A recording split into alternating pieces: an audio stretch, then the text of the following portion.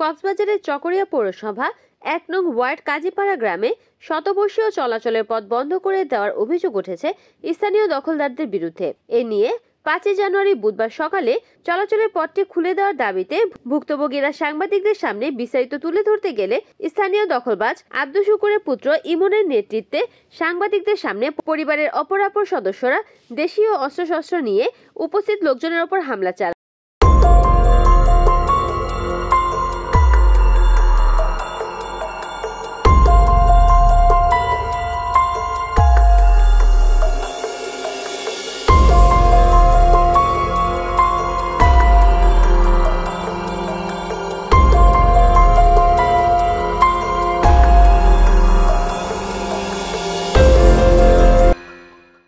হামলায় নুরুল আফসার গুরুতর আহত হন। তাকে উন্নত চিকিৎসার জন্য জেলা সদর হাসপাতালে পাঠানো হয়। হামলার ঘটনায় ভুক্তভোগী জয়নাল, মনোয়ারা, রাকিব সহ ১০ থেকে ১২ জন নারী পুরুষ কম বেশি আহত হন। আহতরা উপজেলা স্বাস্থ্য কমপ্লেক্সে চিকিৎসাধীন আছেন।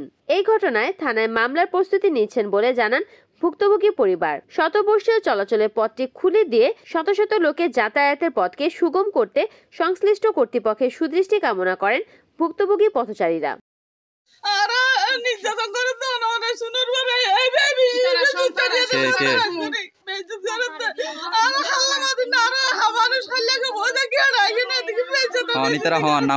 নাম কি হন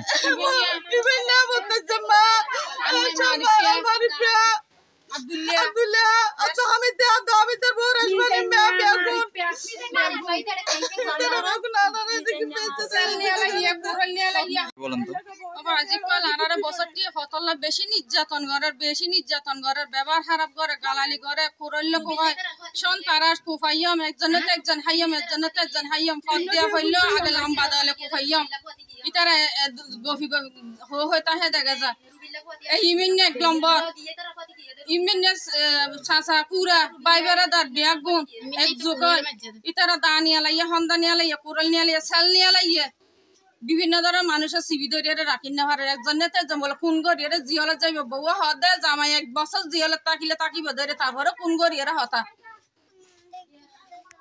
আপনারা কি চান? আপনারা উচিত বিচার চাই। কি বিষয় মানুষ সুরক্ষিত হচ্ছে সুরক্ষিত হন না কি সুরক্ষিত হন না ১০০ বছর আগে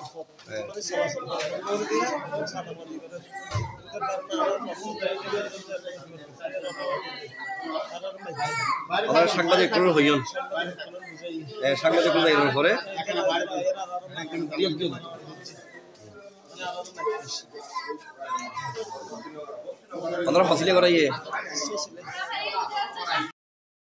রিপোর্ট করেছেন কক্সবাজার প্রতিনিধি রিয়াদ উদ্দিন, NN TV।